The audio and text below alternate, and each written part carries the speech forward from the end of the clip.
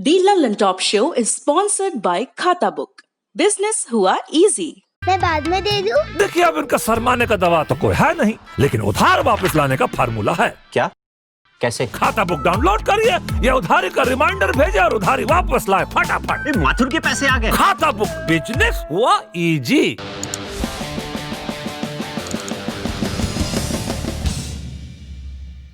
नमस्कार, मैं हूं अनंत भट्ट और आप देख रहे हैं the Lallan top show. Bharat एक सहिष्णु देश है। ये लाइन आपने बचपन में निबंध में लिखी होगी। इस लाइन से आगे आप निबंध में लिखते थे कि किस तरह सहिष्णुता के मूल्यों के चलते दुनिया भर से लोगों ने भारत को अपना घर बनाया, क्योंकि यहां उन्हें अपनापन महसूस होता था। लेकिन अब भारत कितना सहिष्णु रह गया है, इसका उदाहरण हमने देखा जब गहने बनाने वाली एक कंपनी को अपना विज्ञापन सिर्फ इसलिए बदलना पड़ा क्योंकि कुछ लोगों ने उसमें लव जिहाद ढूंढ लिया। यह विज्ञापन हटा लिया गया, लेकिन फिर हमारे पास बजाज और पार्ले जैसे उदाहरण हैं जो नफरत के खिलाफ खड़े होने की बात कर रहे हैं। विज्ञापनों की दुनिया में चल रही इस उथल पुथल को समझने का प्रयास करेंगे आज दिन की बड़ी खबर में, लेकिन पहले देखिए ये वीडियो। मातर सर्वभूतानां गाव सर्वसुप्रदा, सर्व लिखा है, beyond caste, creed, race, religion, everything. ये सार्वलौकिक है, सार्वभौमिक है, सार्वदेशिक है, सार्वजनीन है। गाय का दूध सबको अच्छा लगता है, अमृत है सबके लिए। गाय का गोबर से सबकी रक्षा होगी, सबका उनका ये एंटी रेडिएशन है, ये भी हमें समझना है। अच्छा रेडिएशन प्रिवेंट करती है, अपने घर में आएगी तो पूरा घर एक इको फ्रेंडली हो जाएगा, रेडिएशन मुक्त हो जाएगा। ये भी सब साइंस से प्रूव हुआ है। इकोनॉमी के साथ तो है ही, बायोफ्यूल, बायोगैस, सीएनजी, वो विषय आज नहीं हम चर्चा करेंगे, वो नेक्स्ट स्टेप में हम आने वाले हैं। लेकिन बहुत से जितने भी ये रेडिएशन चिप है, देखिए मोबाइल में आप रख सकते हैं, अपने मोबाइल में, और काफी मात्रा में हमने देखा है कि मोबाइल चिप से रेडिएशन मोबाइल में रखते हैं तो काफी मात्रा में मिलीक्यूल में कम हो जाता है। आने वाले दिनों में बीमारी से बचना है तो ये भी उपयोग आने वाला है। मास्क से छनकर जिनकी आवाज आप तक पहुंच रही है वो राष्ट्रीय कामधेनु आयोग के अध्यक्ष वल्लभ भाई कथीरिया हैं। गाय के गोबर से बने प्रोडक्ट्स और अपने अजीबोगरीब दावे के साथ बाकायदा प्रेस कॉन्फ्रेंस में बैठे हैं। इस चराचर जगत में दो ही चिप को अपना असली स्थान मिल सका है। एक नोटबंदी के समय की चिप जो जमीन के अंदर भी नोट का पता लगा लेती थी, उस चिप की खोज फिलहाल जारी है। लेकिन अब वल्लभ भाई कथीरिया की रेडिएशन चिप आई है, मेड फ्रॉम गोबर।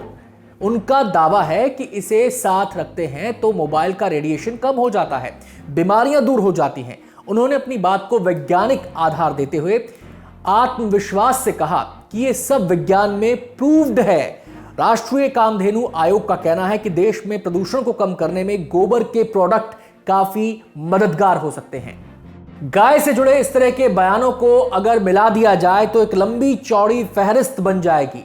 चाहे वो प्रज्ञा ठाकुर का गोमूत्र से कैंसर ठीक करने वाला दावा हो, चाहे राजस्थान के पूर्व शिक्षा मंत्री और विधायक वासुदेव देवनानी की वो कालजयी बात कि गाय ऑक्सीजन छोड़ती है। भारत में गाय आम जनजीवन के लिए उपयोगी है, इसमें कोई दो राय नहीं। लेकिन उसके नाम पर कुछ भी बोल देना, विज्ञान का हवाला देकर कुछ भी दावा कर देना, ये तो कॉमन सेंस के अलावा गाय के साथ भी अन्याय है।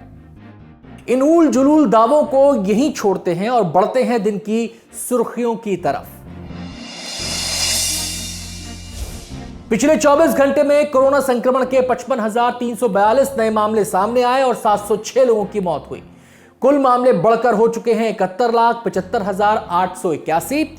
एक्टिव मामलों की संख्या है 8,38,729। ठीक हुए मरीज 62,27,296 और कुल मौतों पर भी नजर डाल लीजिए। कुल मौतों का आंकड़ा है 1,09,856।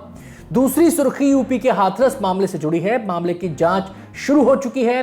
सीबीआई की टीम फॉरेंसिक एक्सपर्ट्स के साथ आज क्राइम सीन पर पहुंची। भूलगढ़ी गांव में जिस जगह पीड़िता का शव विवादित परिस्थितियों में जलाया गया, वहां भी टीम गई। उधर पीड़िता की मां और पिता की तबीयत खराब बताई जा रही है। इससे पहले 12 अक्टूबर को इलाहाबाद हाईकोर्ट की लखनऊ बेंच ने मामले की सुनवाई की, जिसमें पीड़ित परिवार समेत राज्य के आला अधिकारी और हाथरस के डीएम, एसपी मौजूद रहे। पीड़िता के परिवार ने कोर्ट में इस बात को दोहराया कि लड़की के अंतिम संस्कार को परिवार की मंजूरी नहीं थी। जस्टिस पंकज मित्तल और जस्टिस राजन रॉय की बेंच ने रात को अंतिम संस्कार किए जाने पर अधिकारियों से तल्ख सवाल पूछे। कोर्ट ने कहा कि अगर लड़की आपके परिवार की होती तब भी आप ऐसा ही करते। कड़ी सुरक्षा के बीच कोर्टरूम के अंदर मीडिया को इजाजत नहीं थी, लेकिन पीड़ित परिवार की वकील सीमा कुशवाहा और राज्य सरकार के additional advocate general Vinod Kumar Shahi ने प्रोसीडिंग्स की जानकारी दी है। टीएम प्रवीण कुमार लक्षकार ने कोर्ट को बताया कि रात को अंतिम संस्कार कानून व्यवस्था की स्थिति को देखते हुए किया गया। उन्होंने कहा कि इंटेलिजेंस इनपुट थे कि प्रदर्शनकारी अगले दिन कानून व्यवस्था बिगाड़ सकते हैं। प्रदेश सरकार ने मामले में अंतर्राष्ट्रीय साजिश की बात भी कही थी और आरोप लगाया था कि जातीय दंगा भड़काने की कोशिश हुई। पीएफआई जैसे संगठनों का नाम लिया जा रहा था और गिरफ्तारियां भी हुई। इस बीच समाजवादी पार्टी के प्रवक्ता सुनील सिंह साजन ने कहा है कि हाथरस मामले में योगी सरकार के झूठ सामने आ गए हैं।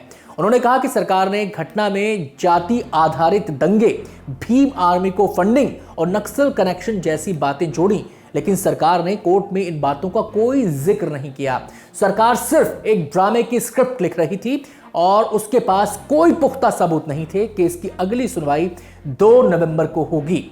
अगली सुर्खी भी उत्तर प्रदेश से है, जहां लखनऊ के थाना हजरतगंज में विधानसभा के सामने एक बार फिर एक महिला ने आत्मदाह की कोशिश की। मौके पर पुलिस पहुंची और आग बुझाने की कोशिश की। उसे सिविल अस्पताल में भर्ती कराया गया। महिला की हालत गंभीर बताई जा रही है। पुलिस मामले की जांच कर रही है। शुरुआती जांच में बताया गया कि महिला महाराजगंज की है और कथित तौर पर धर्म परिवर्तन को लेकर प्रताड़ित की जा रही थी। ऐसा ही एक मामला जुलाई महीने में सामने आया था, जब अमेठी की रहने वाली मां बेटी ने विधानसभा के सामने खुद को आग के हवाले कर दिया था। दोनों का आरोप था कि नाली विवाद में पुलिस ने कार्रवाई नहीं की। बाद में मां की इलाज के दौरान मौत भी हो गई थी। अगली सुर्खी यूपी के गोंडा जिले से है, जहां 3 दलित बहनों पर एसिड अटैक हुआ। घटना थाना परसपुर थाने के पस्का परसपुर की है। गोंडा के एसपी शैलेश कुमार पांडे ने कहा है कि तीनों नाबालिग बहनें अपने घर के पहले तले पर सो रही थीं जब उन पर एसिड फेंका गया। डॉक्टर जांच कर रहे हैं कि कौन सा केमिकल इस्तेमाल हुआ है। उन्होंने कहा कि लड़कियों की हालत स्थिर है। एक लड़की करीब 30% झुलस गई है, जबकि बाकी 2 के शरीर का 20% और 7% हिस्सा झुलसा है। एसपी ने कहा कि मामले की जांच की जा रही है। घटना पर आम आदमी पार्टी के नेता संजय सिंह ने कहा, क्या आदित्यनाथ जी के राज में बेटियों को जीने का हक नहीं? बलात्कार हो रहा है, गला घोंटा जा रहा है, तेजाब फेंका जा रहा है, लेकिन आदित्यनाथ जी की पूरी सरकार बेटियों को बचाने के बजाय बलात्कारियों और अपराधियों को बचाने में जुटी है। गुंडों के हौसले बुलंद हैं। अगली सुर्खी महाराष्ट्र से है, जहां राज्यपाल भगत सिंह कोश्यारी और उद्धव सरकार फिर आमने सामने है। असल में बीजेपी राज्य में मंदिरों को फिर से खोलने की मांग कर रही है। बीजेपी कार्यकर्ताओं ने मुंबई के सिद्धिविनायक मंदिर और शिरडी के साईं मंदिर के सामने प्रदर्शन किया। सिद्धिविनायक मंदिर के सामने से कई कार्यकर्ताओं को हिरासत में लिया गया। इन सबके बीच राज्यपाल भगत सिंह कोश्यारी ने मुख्यमंत्री उद्धव ठाकरे को पत्र लिख डाला। उन्होंने कहा कि आपने 1 जून को मिशन बिगिन अगेन की शुरुआत की थी, लेकिन अब उसे 4 महीने हो गए हैं और अभी तक धार्मिक स्थल नहीं खुले हैं। राज्यपाल ने कहा, यह विडंबना है कि एक तरफ सरकार ने बार और रेस्तरां खोले हैं, लेकिन दूसरी तरफ देवी देवताओं के स्थल नहीं खोले गए हैं। आप हिंदुत्व के मजबूत पक्षधर रहे हैं। आपने भगवान राम के लिए सार्वजनिक रूप से अपनी भक्ति व्यक्त की है। उन्होंने ये भी पूछ लिया कि क्या आप अचानक सेकुलर हो गए हैं। इस पर पलटवार करते हुए उद्धव ठाकरे ने कहा कि उन्हें हिंदुत्व साबित करने के लिए राज्यपाल से सर्टिफिकेट नहीं चाहिए। उन्होंने कंगना रनौत और राज्यपाल कोश्यारी की मुलाकात पर तंज कसते हुए कहा कि जो लोग हमारे राज्य की तुलना पीओके से करते हैं, उनका स्वागत करना मेरे हिंदुत्व में फिट नहीं बैठता। सिर्फ मंदिर खोलने से ही क्या हिंदुत्व साबित होगा? उद्धव ने यह भी जोड़ा कि क्या राज्यपाल सेकुलरिज्म को नहीं स्वीकार करते, जो संविधान का अहम हिस्सा है। 5वीं सुर्खी नॉर्थ ईस्ट से है। यहां असम में बीजेपी नेता सत्यरंजन बोरा ने चिड़ियाघरों में बाघों को गोमांस दिए जाने का विरोध किया है। 12 अक्टूबर को उन्होंने कुछ प्रदर्शनकारियों के साथ गुवाहाटी जू के मेन गेट पर घेराव किया। यहां कथित तौर पर बाघों के लिए गाड़ियों में गोमांस ले जाया जा रहा था। प्रदर्शनकारियों ने गौ हत्या पर पूरी तरह पाबंदी लगाने की मांग की। सत्यरंजन बोरा ने इसका समाधान देते हुए कहा कि मांसाहारी पशुओं को सांभर हिरण दिया जाए। हालांकि ये भी बता दें कि सांभर हिरण वाइल्ड लाइफ प्रोटेक्शन एक्ट 1972 के तहत संरक्षित जीव हैं। इस पूरे विवाद पर असम के वन और पर्यावरण मंत्री परिमल शुक्ला बैधा ने कहा कि जानवरों को बीफ देना उनके पोषण के लिए जरूरी है। उन्होंने कहा कि कई राज्य भैंस का मांस देते हैं लेकिन असम में स्टॉक नहीं है, तो केंद्र सरकार की गाइडलाइंस के हिसाब से गोमांस दिया जा रहा है। असम में गोमांस पर प्रतिबंध नहीं है। आखिरी सुर्खी उच्च सदन यानी राज्यसभा चुनाव से जुड़ी है। चुनाव आयोग ने उत्तर प्रदेश की 11 राज्यसभा सीट पर होने वाले चुनाव की तारीखों का ऐलान किया है। 25 नवंबर को 11 सदस्यों का कार्यकाल पूरा हो रहा है। नए चुनाव के लिए नामांकन की आखिरी तारीख 27 अक्टूबर है। 9 नवंबर को चुनाव होंगे। वोटों की गिनती भी इसी दिन होगी। 11 नवंबर से पहले चुनाव संपन्न करवा लिए जाएंगे। अब चलते हैं दिन की बड़ी खबर की तरफ। भारत में एक राजनीतिक पार्टी नहीं जो व्यापारियों से चंदा नहीं लेती, और एक व्यापारी नहीं होगा जो राजनीतिक पार्टियों को चंदा नहीं देता। कई व्यापारी हैं जो लेफ्ट राइट सेंटर सभी को चंदा देते हैं, लेकिन व्यापार जगत राजनीति और राजनीतिक चिंतन से 1.5 हाथ की दूरी रखता है, क्योंकि राजनीति और उसके आगे पीछे का चिंतन 5वें साल सरकार के साथ बदल सकता है। धंधे पानी को सरकार दर सरकार चलाते रहने की शर्त है कि कबीर को गुना जाए, ना काहू से दोस्ती ना काहू से बैर। इसीलिए देश की राजनीति या समाज में कितना भी बड़ा भूचाल आ जाए, व्यापार जगत उस पर टिप्पणी करने से बचता है। लेकिन हाल के दिनों में 3 ऐसी घटनाएं हुई हैं जब हमने देखा कि व्यापार जगत से कुछ प्रतिष्ठित ब्रांड्स ने धारा के विपरीत जाने की कम से कम मंशा तो दिखाई। ये बात और है कि तनिष्क ने भारी इंटरनेट बुलिंग के चलते अपना विज्ञापन हटाने का फैसला किया। तो क्या अब व्यापार जगत विज्ञापनों के माध्यम से देश और समाज के डिस्कोर्स में हिस्सा लेने लगा है, या वो हिचकते ही सही कुछ कहने की कोशिश कर रहा है? इन सवालों के जवाब खोजने के लिए हम तीनों घटनाओं को एक एक करके समझेंगे।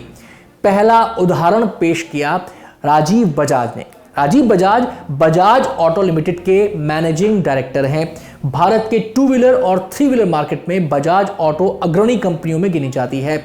8 अक्टूबर को राजीव ने एक चर्चित बयान दिया। उन्होंने एक समाचार चैनल पर कहा, हमारी नीति बिल्कुल साफ है, हमारा ब्रांड समाज में जहर फैलाने वाली किसी भी चीज से संबंध नहीं रखेगा। जिस कार्यक्रम में राजीव ने यह बात कही उसमें फेक टीआरपी स्कैम पर चर्चा हो रही थी।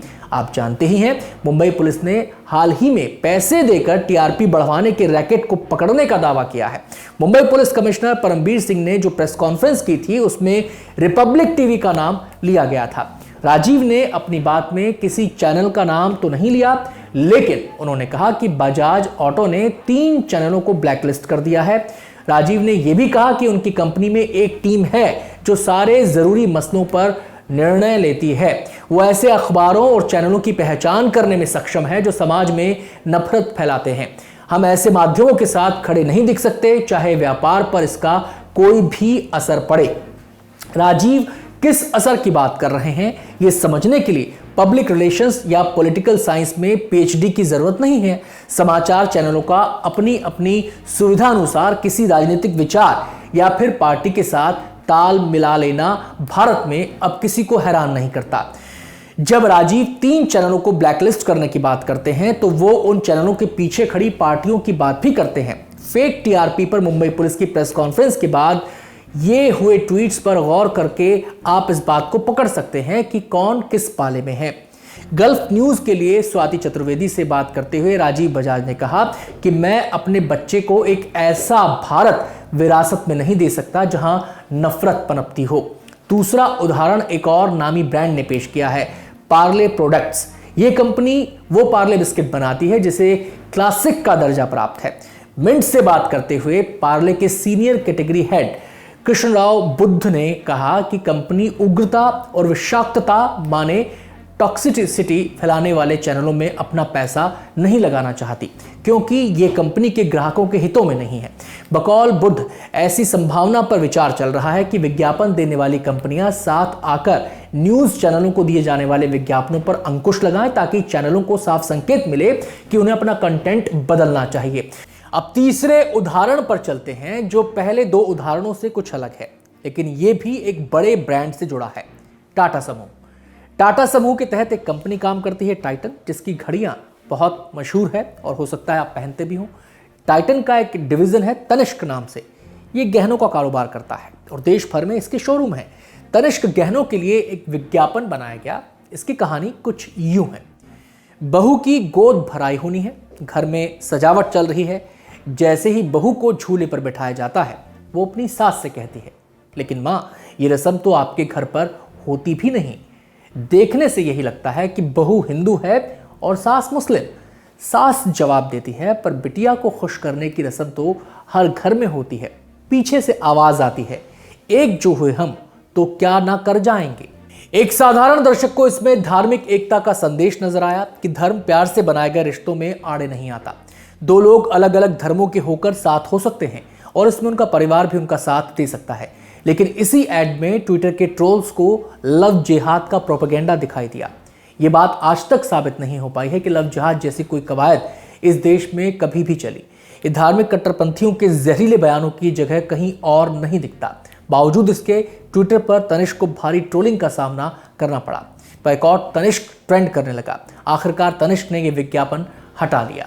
हमने इस मामले पर इंडस्ट्री में एक्सपर्ट्स की राय जाननी चाहिए। मैनेलो लिंटास के चीफ क्रिएटिव अफसर अजाज उल हक से बात की। अजाज बताते हैं कि तनिष्क ने पहले भी सामाजिक मान्यताओं को चुनौती देने वाले विज्ञापन बनाए हैं। बकौल अजाज, उनकी राय में तनिष्क को यह विज्ञापन बनाते हुए अंदाजा रहा होगा इस पर कैसी प्रतिक्रियाएं आ सकती हैं। तनिष्क ने सुंदर संदेश दिया था, लेकिन समाज में अलग अलग पक्ष हैं जिनकी अपनी राय है। ये बहुत महत्वपूर्ण है। हम तनिष्क का पक्ष नहीं जानते, लेकिन अगर वाकई उन्हें प्रतिक्रिया का अंदाजा था तो इस विज्ञापन को बनाकर रिलीज करने के लिए उनकी तारीफ होनी चाहिए। ये बात और है कि ट्रोल्स ने तनिष्क को विज्ञापन हटाने पर मजबूर कर दिया। वैसे इस काम के लिए तनिष्क की आलोचना भी हो रही है, क्योंकि उन्होंने एक जाना पहचाना ब्रांड होकर भी ट्रोल्स के सामने झुकने का फैसला किया। विज्ञापन उद्योग जगत का तरीका ये बताने का है कि वो क्या सोचते हैं, अपने व्यापार को किन मूल्यों पर स्थापित करना चाहते हैं। अब वो धार के विपरीत जाने का साहस कर रहे हैं। ये पहल क्या किसी व्यापक बदलाव को जनेगी, समय ही बता सकता है। द ललन टॉप शो में अब वक्त है ग्राउंड रिपोर्ट्स का। पहली ग्राउंड रिपोर्ट है टीम कोसी की। हमारी रिपोर्टर स्वाति मिश्रा पहुंची मसौड़ी विधानसभा क्षेत्र के देहुदा गांव। कभी लालू नीतीश के एक साथ आने फिर अलग हो जाने पर चर्चा हुई। इस पर एक वोटर ने नेताओं की एक प्रवृत्ति पर तंज कर दिया। सुनिए उसकी बात। विकास हुआ है, इसमें कोई दो राय नहीं है। विकास हुआ है। ये 2000 का पहले का बिहार और 2000 के बाद का बिहार, विकास हुआ है मैम। आप कहीं भी चले जाइए, आप रोड का स्थिति, बिजली का स्थिति, शिक्षा का स्थिति सुधार हो रहा है। धीरे धीरे होगा, लेकिन हो रहा है। ये जहां हम हैं, आज के डेट में मैं बताना चाहता हूँ, आज के डेट में एक मिनट आज के डेट में 2000 पहले हमारे के यहाँ से कितनी बच्चियाँ हाई स्कूल जाती थी। आज के डेट में 10, 20, 50 लड़कियाँ साइकिल उठाती हैं, सवेरे कोचिंग जाती हैं, शाम में कोचिंग जाती हैं और साइकिल से जाती हैं और पढ़ कर आती हैं।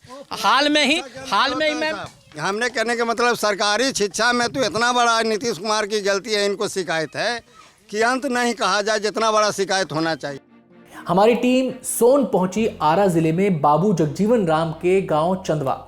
यहां प्रेरणा ने कोरोना से ठीक हुए एक शख्स से बात की। इस बातचीत में नीतीश सरकार के तरक्की दिखती है वाले दावों की कलई खुल गई।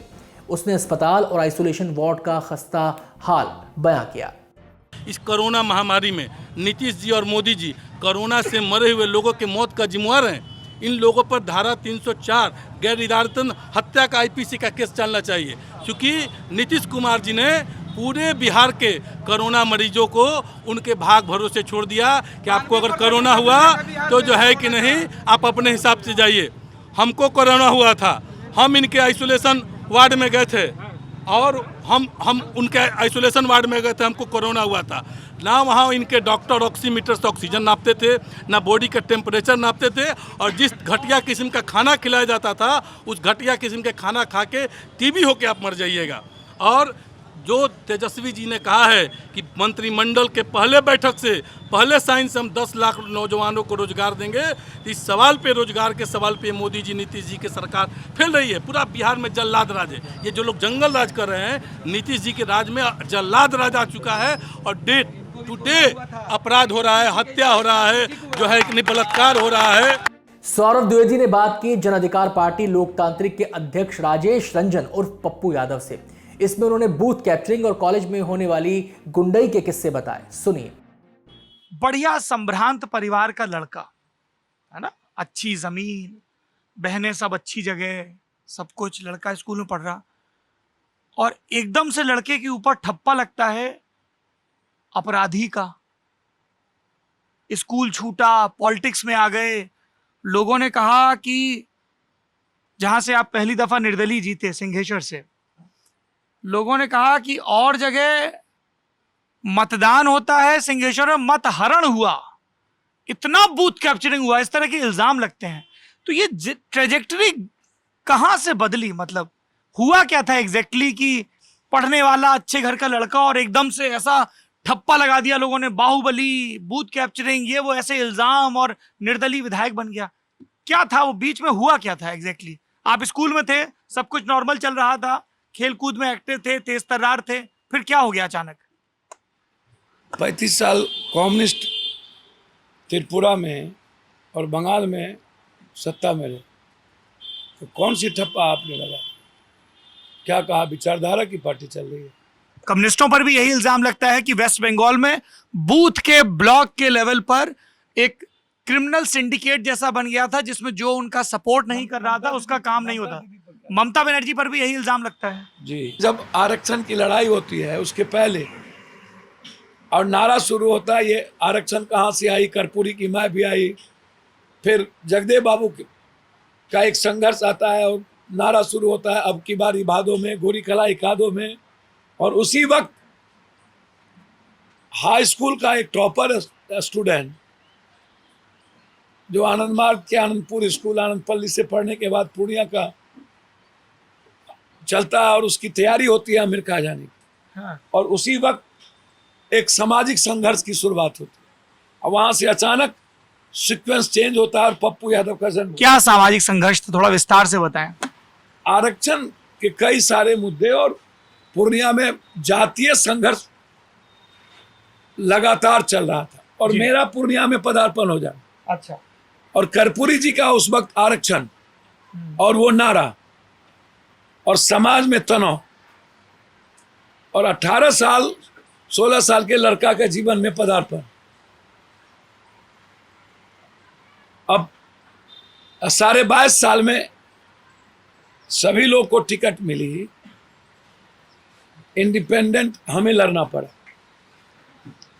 जब इंडिपेंडेंट हम गए उसके पहले पप्पू यादव पर कोई ठप्पा, कोई लेबल नहीं लगा। लालू यादव को सीएम बनाने में ही, विपक्ष बनाने में ही हम पर एक आरोप हाउस में लगाए गए थे। क्या आरोप लगा था आप पर? वो क्योंकि मुकाबला था अनूप यादव से और गजेंद्र से। गजेंद्र जी ने। अच्छा। अनूपलाल यादव जी मेरे फूफा हो। अच्छा। लालू यादव जी विपक्ष के नेता बनना था। हाँ। अब मेरे एक मामा थे डॉक्टर रवि, वो एमएलसी थे, वो चाहते थे लालू यादव बन जाए। हमको उन्होंने कहा नो लालू, हम रहते थे अनुपलाल के यहाँ, मेरा फूफा जी थे अनुपलाल के यहाँ रहते थे। अब रवि बाबू मामा थे मेरे अपने चाचा की वो साले हैं। ये रवि बाबू जो बाद में वीसी रहे और हाँ। एक बार मधेपुरा से सांसदी भी जीते, फिर इस्तीफा देके शरद जी को लेके आए। हाँ। तो वो मेरे चाचा के अपने साले। हाँ। तो मेरे क्षेत्र से नवल किशोर ऋषिदेव एमएलए थे। हाँ। तो उनसे हमने सपोर्ट करा दी। सदन में हंगामा हुआ। के.एस. द्विवेदी एसपी थे मधेपुरा में जी, उनसे वायरलेस मंगा लिया गया कि पप्पू यादव जी यहां से चल चुके हैं, शिवचंद्र झा, कर्पूरी ठाकुर जो डेथ किए हैं उसमें शिवचंद्र झा की भूमिका है, और पप्पू यादव शिवचंद्र झा के खिलाफ यहां से गोलबंदी के लिए उसके खिलाफ लड़ने चल चुके हैं। वायरलेस है सदन में, वो पूरा बजाबते डॉक्यूमेंट है, मेरे पास डॉक्यूमेंट है। उसमें सूर्यनारायण यादव, मुंशी लाल राय, हिमांशु जी, ये लोग इकट्ठा होके खड़े हुए। लालू यादव नहीं बने इसके लिए, और एक वोट से लालू यादव बने, तो पहला लेबल पप्पू यादव पर बाहुबली का आपने उसी दिन लगा दी। अब जीता जागता पप्पू, उसके पहले स्कूल में झगड़ा, कॉलेज में झगड़ा रगड़ा, स्कूल में ग्रुप में गोली चल जाना, बम फेंक दो पटका वाला, तो कॉलेज में उस ये सब होता था कॉलेज में। बाप रे बाप। और उसके बाद आप कह रहे हैं कि बाहुबली का इमेज, मतलब ये ऐसा लग रहा है जैसे बड़ी नॉर्मल चीज है कि गोली चल गया, बम फेंक दिया। आज भी हाँ सर, आज कॉलेज में नहीं होता है क्या? चेंजें हो गई। कल आप रामपुरी चाकू रखते थे, बिल्कुल होता था। यहाँ पर बड़का जूता पहनते थे हम, उसमें चाकू रखते थे आप। अब गजब बात करते हैं। अब तो कॉलेज जाने में हाँ हम रखते थे। मतलब कॉलेज में किताबें बाद में रखो, पहले एक लंबा चाकू, 2-3 बम जेब में, एक तमंचा। नहीं, बम रखना जेब में रखेगा तो फटेगा ना। हाँ, वो झोले में रख के ले जाना है। झोला में क्या रखना है? फिर ग्रुप जब बना, हाँ, हो गया ये कौन ग्रुप? ये भूमिहार ग्रुप, ये जादव ग्रुप, ये राजपूत ग्रुप, ये भूमिहार जादव ग्रुप, ये राजपूत का अलग ग्रुप। आज भी उससे ज्यादा ग्रुप बना हुआ।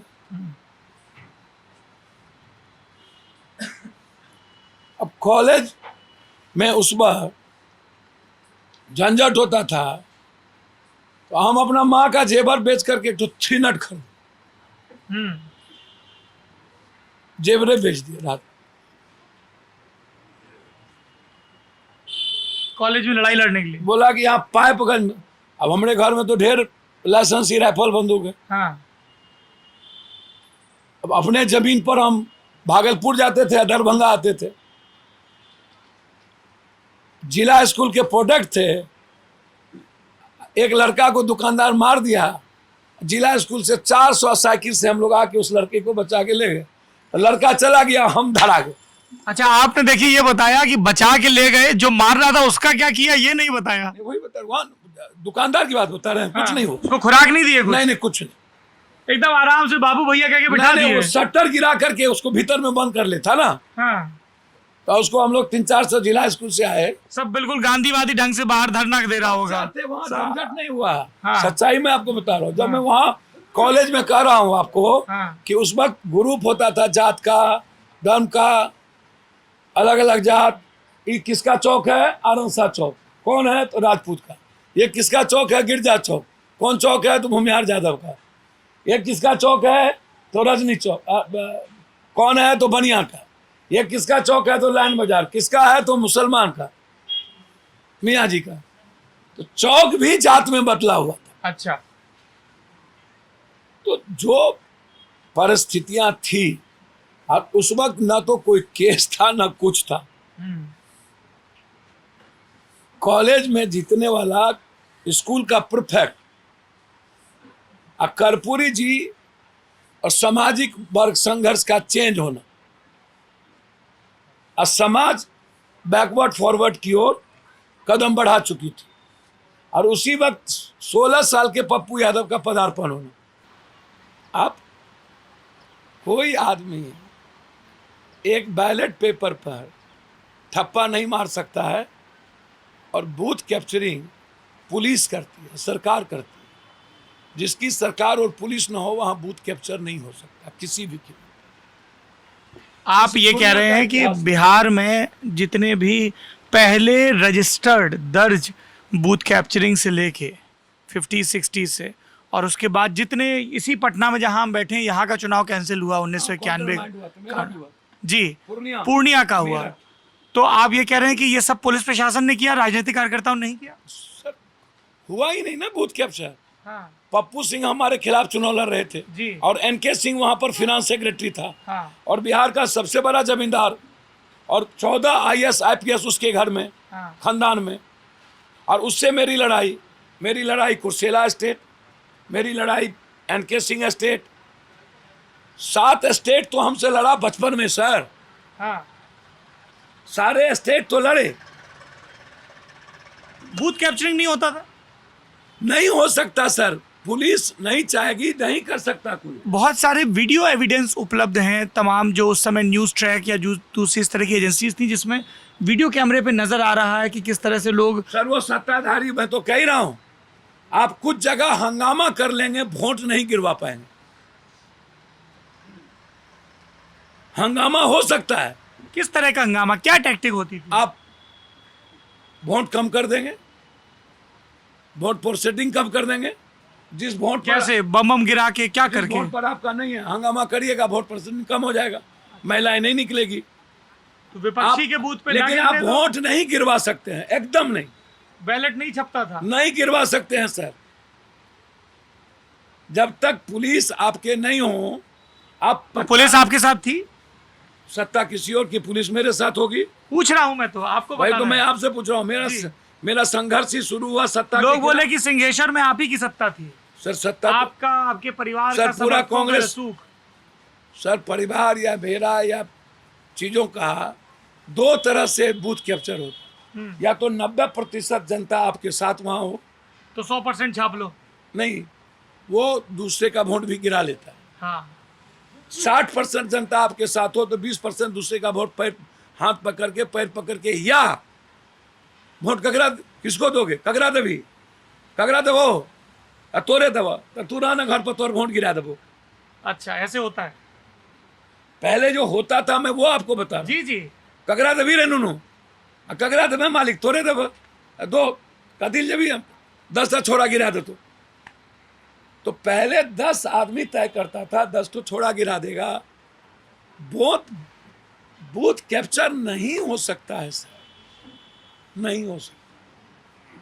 आप या यूं कह ले कि बहुत पॉलिश्ड ढंग से हो सकता है, जैसे आपने बताया कि किसको वोट देंगे तो खुद ही नहीं है। अच्छा, तो फिर टीएम सेशन साहब को 1995 में इतनी सख्ती क्यों करनी पड़ी? पैरामिलिट्री लगा के 6 राउंड, पूरा 2.5 महीने तक चुनाव चला। सत्ता के खिलाफ। अच्छा, सत्ता के आप कह रहे हैं लालू यादव करवाते थे, क्योंकि सत्ता में तो लालू यादव थे। सर पूरे देश में सत्ता को आप जब जो चाहिए करा लीजिए। आप क्या ये कह रहे हैं ऑन रिकॉर्ड कि लालू प्रसाद यादव मुख्यमंत्री रहते हुए प्रशासनिक अमले का इस्तेमाल करके बूथ कैप्चरिंग करवाते थे? अभी गुजरात में नरेंद्र मोदी 7, सीधा सवाल सीधा जवाब, गुजरात पर भी आएंगे, आप बोलिएगा। गुजरात में नरेंद्र मोदी क्या